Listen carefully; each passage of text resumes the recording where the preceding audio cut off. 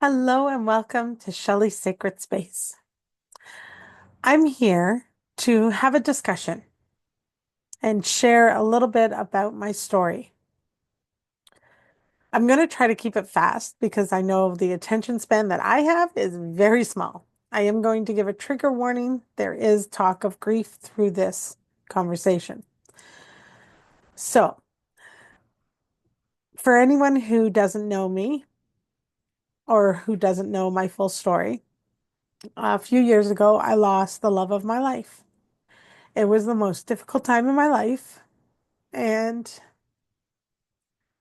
every day is different since then. So I want to talk about grief and the process of that because this is not something that's easy to do.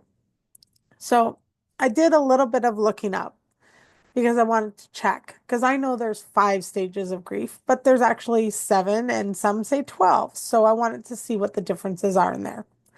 So your 5 stages of grief, known as DABDA, which include denial, anger, bargaining, depression, and acceptance. Now, your denial includes struggling to accept the reality of the loss and often feeling shocked or numb. Anger is the reality sets in a little.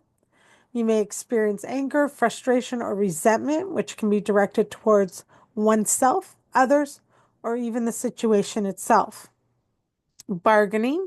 During this stage, you might try to find a way to undo the loss or imagine alternative scenarios. You go through the what ifs and if onlys. Then you have the depression. This period is profound sadness and despair as you come to terms with the loss and the impact on your life. And then we come to acceptance. Now, this is not acceptance. Um, this is not necessarily the feeling of being okay. It's just accepting the fact that they're gone and that we need to move forward no matter what. Okay. What I found interesting, the 7 stages, you start with the shock and the denial. So we still have the denial, right?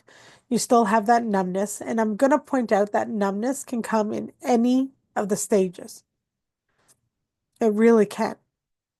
Then their second stage is pain and guilt.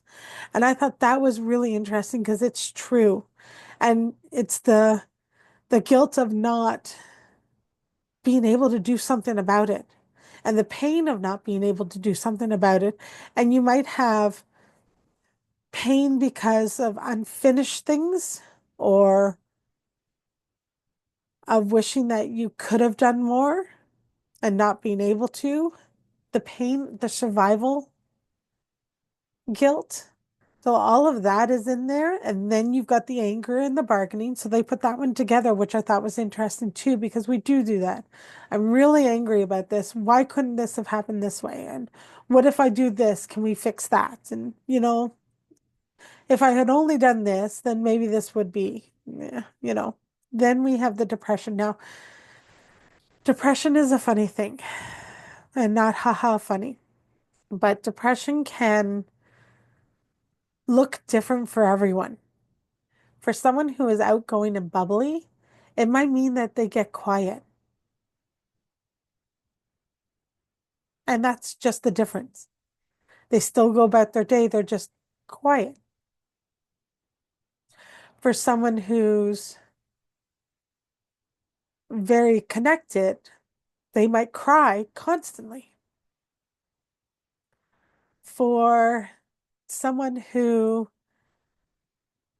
doesn't know how to deal with emotions, they might become a workaholic. Like it's different for everyone. And so are the stages of grief. So I want to make that point too. So then it goes into the upward turn, which is very interesting. So that is, and I actually really like these 7 stages. We'll look at the 12 too, but I like this in the sense of this upward turn is when you can look at the picture of the person who's passed or left, because grief comes for a lot of things, not just death. And we'll talk about that in a second too. But it's when you can look at that picture and not cry and not feel the deep hurt. It's also the time where you can talk about memories and good things and actually smile. Then you have reconstruction and working through. So this is where you start to be like, okay, how do I make my life better in this new state? Which is kind of interesting because it's not so much as better, but how do I go on day by day with this big hole? Okay. And then we have the acceptance and hope. Now, again, the acceptance isn't necessarily that you're like, okay, they died, we're fine, we'll survive, yada, yada, yada. No, it's that you understand that they're not there in your life right now, but you still hope for good things to happen. You're not in that depression state where you can't see anything good happening. Before we go on to the 12, I just want to say these are laid out in a certain way, all these stages, but that's not how they come up. You do usually get the shock and the denial first, granted. But you can go to anger and bargaining before you go to the pain and the guilt. And you can have the pain and the guilt and the anger and the bargaining at the same time. And you might start to turn upwards and then bounce into the depression.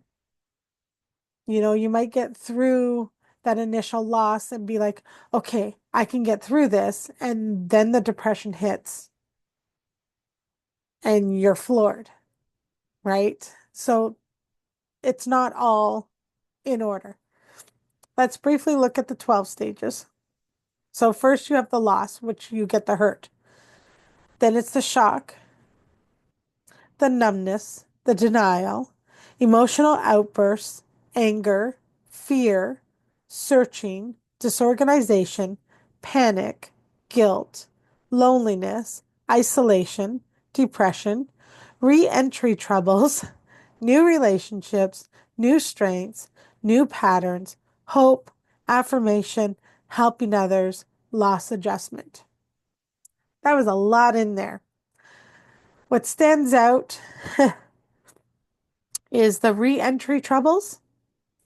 Absolutely. And the loss adjustment, which I like that a lot more than um, acceptance. So through this research, I've decided that I have my own stages of grief. So this is Shelley's stages of grief. Your first one is the shock, the pain, the anger. That goes all together. It really does. And then sometimes you can get a little bit of numbness in there because it's just too much to handle. You then quickly go into the guilt, fear, and trying to understand. And then again, you have the numbness. Now, with the numbness, you get disorganization and loneliness. So even if you are grieving, if it's a loss of a parent and you have siblings and you're all grieving, you still feel alone in it. You really do. Then you get from there, you may go into a searching phase, which is searching for the reason of this. Not quite understanding why it had to happen, which then can lead you into depression and isolation. Because what's the point? There's no point in giving a crap about anyone when they're just going to leave you. Okay? Which, in order to get out of the depression and isolation, you have to search for a meaning outside of the loss, which then starts you on the upward turn, bringing you into reconstructing your life and then re entry. Now, that's an interesting part because the re entry is how do you go and do the things like go to work, go grocery shopping, go to the doctors, go on vacation when you have this loss. Like, how do you do that?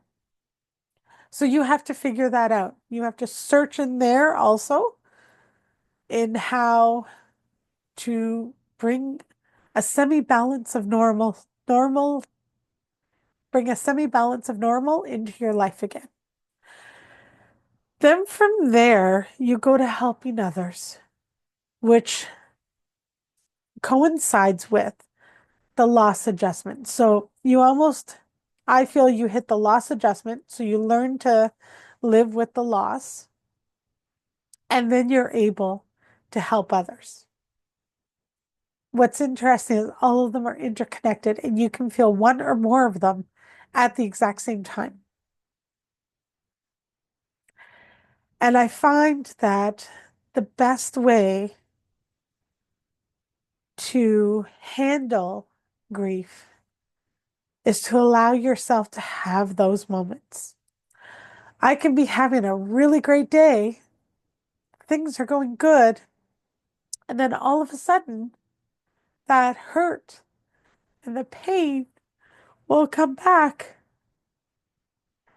And I allow myself that. I will take the time that I need to go and have my cry and get it out of my system so that I can move forward in my day. And I don't beat myself up for that. There have been days where I'm like, whoa, today is a sad day. Okay, let's be respectful of that. Let's be understanding of that. And let's make sure that we have grace for ourselves through this time. Just briefly, I want to talk about what causes grief because it's not just the loss of someone through death. It can be the loss of a job. It could be the loss of someone through death. It could be breaking up with someone. And you can be the person who breaks up and still have those stages of grief.